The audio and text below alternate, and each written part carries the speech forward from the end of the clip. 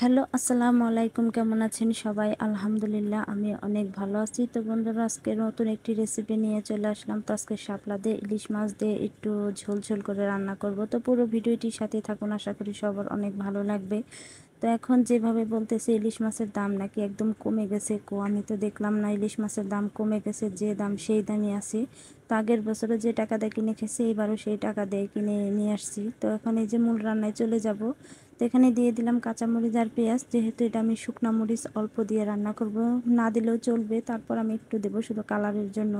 তো এখানে দিয়ে দিলাম পরিমাণ মতো তেল। আর ইলিশ মাছটা হচ্ছে আমি আজকে কষিয়ে রান্না করব।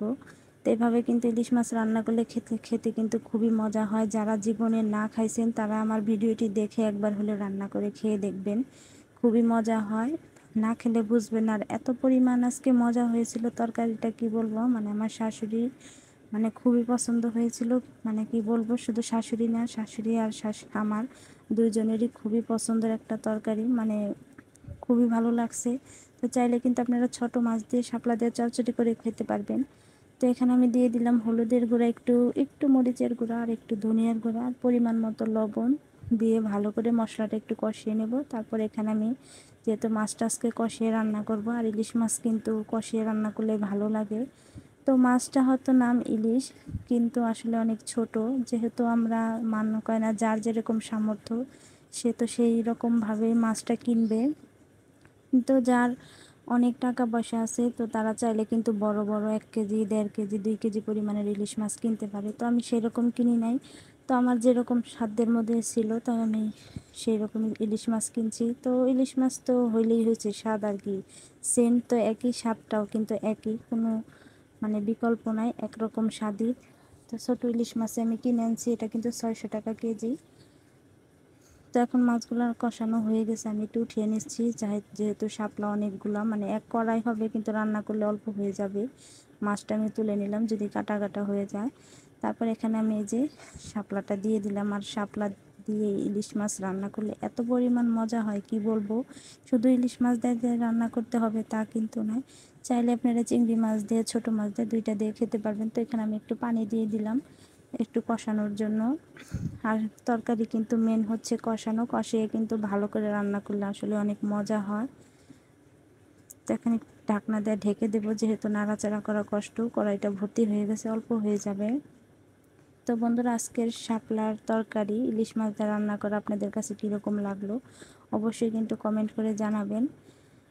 আর ভিডিও যদি ভালো লাগে অবশ্যই লাইক, কমেন্ট, শেয়ার, ফলো করতে ভুলবেন না। তো এখন আমি এই যে একটু কষিয়ে, মানে কষানোর জন্য একটু উল্টে পাল্টে দিচ্ছি, যেহেতু আমি উল্টে পাল্টে দিয়েছিলাম না। তো এখন এই যে সুন্দর করে একটু নেড়ে চেড়ে দিলাম। তো কালারটা দেখেন কত সুন্দর হয়েছে, খেতেও কিন্তু খুবই মজার হয়েছিল। যাদের মুখে একদম রুচি বলতে কিছুই নাই, তারা শুধু আমার এই রান্নাটা একটু ভিডিওতে দেখে, মানে ফলো করে, তারপরে কিন্তু আপনারা বাসায় রান্না করে একদম গরম গরম ভাতের সাথে একদম 1 প্লেট ভাত চোখের পলকে খেয়ে ফেলতে পারবেন। শুধু এটা আমার মুখের মানে কথা না, এটা আপনারা বাসায় রান্না করে শুধু আমার ফলোটা করবেন, যে আমি কীভাবে রান্না করছি সেইভাবে যদি রান্না করে খান, তাহলে দেখবো যে একদম আপনারাও কিন্তু একদম 1 প্লেট ভাত 1 নিমিষে খেয়ে ফেলতে পারবেন। তো বন্ধুরা, আমার কিন্তু কষানো হয়ে গেছে। এখানে আমি অল্প পরিমাণ পানি দেব, যেহেতু আমি এটাকে একটু চেপচেপে না ঝোল রাখবো, তো একটু পানি দিয়ে দিলাম। তো এখানে আমি আরেকটু পানি দেব, যেহেতু রান্না করলে আর একটু ঝোল শুকিয়ে যাবে আগুনের তাপে। তো এখানে আমি আরেকটু ঝোল দিয়ে দিলাম। তারপর এখানে আমি মাছগুলাও দিয়ে দিব। আর কালারটাও দেখেন কত সুন্দর, সবুজ সবুজ কালার, প্রায় শাপলার কালারই হয়েছে। তো এখন এখানে মাছগুলা দিয়ে ঢাকনা দিয়ে ঢেকে দেবো এখন। তো বন্ধুরা, আজকের ভিডিওটি কীরকম লাগলো আবারও বললাম, কমেন্ট করে জানাবেন। যদি ভালো লাগে লাইক, কমেন্ট, শেয়ার, ফলো করতে ভুলবেন না।